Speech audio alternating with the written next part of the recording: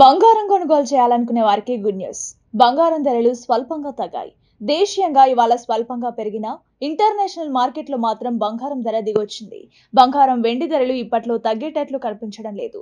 రోజు రోజుకి పరుగులు పెడుతున్నాయి. ఒక రోజు స్వల్పంగా తగ్గితే మరో రోజు అంతకు రెట్టింపుగా పెరుగుతోంది. ప్రస్తుతం సామాన్యుడు గ్రాము బంగారం కొనాలంటే కొనలేని పరిస్థితి నెలకొంది. అంతర్జాతీయంగా అనిశ్చితి, ట్రంప్ సుంకాలు, కేంద్ర బ్యాంకులు విపరీతంగా బంగారం కొనుగోలు చేస్తుండడం కారణంగా రేటు కూడా విపరీతంగా పెరుగుతోంది. మరి ఈ రోజు దేశంలోని పలు ప్రధాన నగరాల్లో బంగారం, వెండి ధరలు ఎలా ఉన్నాయో చూద్దాం.